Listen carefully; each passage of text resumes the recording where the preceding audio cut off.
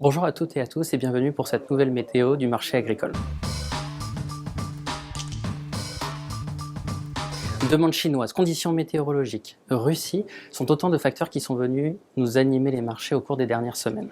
En Australie notamment, les fortes précipitations ont laissé craindre pendant un certain temps sur le rendement des récoltes. Toutefois, seule la qualité devrait être touchée et on devrait à nouveau se diriger vers une récolte record.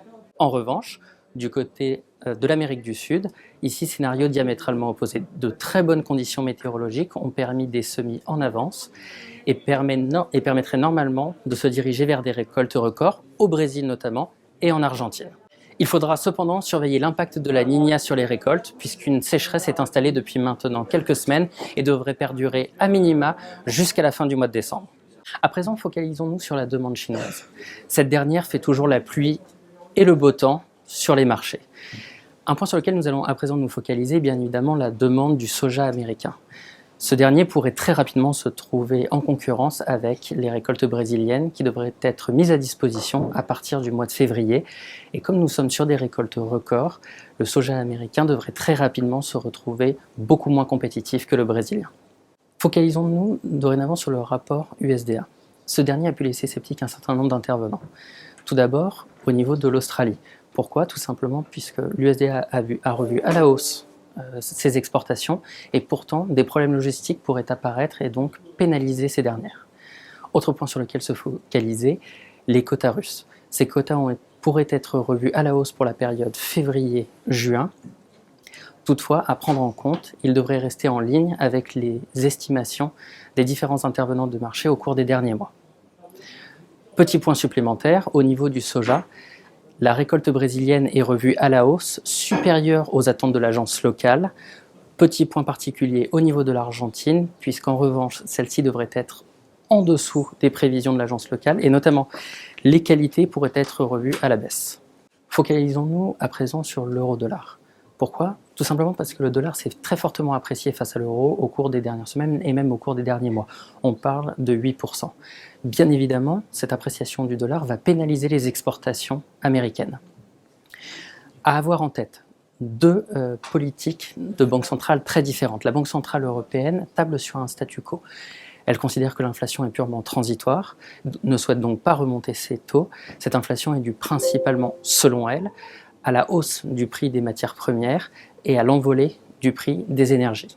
En revanche, du côté de la Fed, on considère que cette inflation n'est plus transitoire mais bien réelle, et donc pour commencer à la contrer, on peut s'attendre jusqu'à maintenant 3 hausses des taux sur l'année 2022.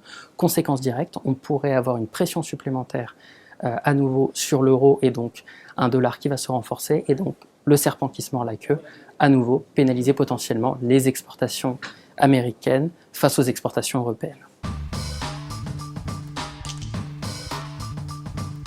Le blé a enchaîné 11 semaines consécutives de hausse, donc plutôt sous un soleil radieux, et à présent a marqué le pas au cours des 2 dernières semaines. Plusieurs facteurs sont venus expliquer ce relâchement. Tout d'abord, un bilan probablement un peu moins tendu. On a pu le voir notamment avec le cas du blé australien précédemment. D'un point de vue purement technique, ce à quoi on peut s'attendre dorénavant. Le niveau des 280 peut être un niveau très solide. On évolue en tout cas actuellement très proche de ce niveau. En cas de rupture de ce dernier, on pourrait assister à une accélération à la baisse pour revenir sur le niveau des 260. Toutefois, un certain nombre d'appels d'offres qui tombent actuellement et qui pourraient continuer à tomber d'ici la fin de l'année et en début d'année prochaine pourraient considérablement soutenir les cours et pourquoi pas donner un nouveau souffle au blé. À partir de ce moment-là, on pourrait déjà venir combler le gap et revenir sur les 296, 297 et pourquoi pas revenir titiller le niveau symbolique des 300 euros. L'un des points très importants à suivre sera bien évidemment la propagation du Covid et les multiples variants qui peuvent en découler. Omicron sera bien évidemment au cœur des préoccupations.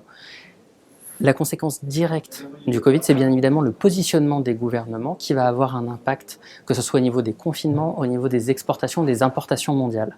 Facteur donc clé encore pour au moins l'année 2022. Autre petit point à suivre, la présence des forces armées russes à la frontière ukrainienne pourrait rajouter énormément de stress sur le marché. Point donc à suivre, très très important. Un des, je vais dire, avant-dernier point, c'est bien évidemment l'inflation qui devrait rester le maître mot au cours de l'année 2022 et donc la position des différentes banques centrales. Le dernier, mais non pas des moindres, est bien évidemment la météo qui devrait, comme d'habitude, influer très largement sur les récoltes et sur les semis tout au long de l'année 2022. Merci à tous de nous avoir suivis pour cette dernière météo des marchés 2021. L'équipe KCI se joint à moi pour vous souhaiter de très joyeuses fêtes de fin d'année et une très bonne année 2022. On vous dit à l'année prochaine.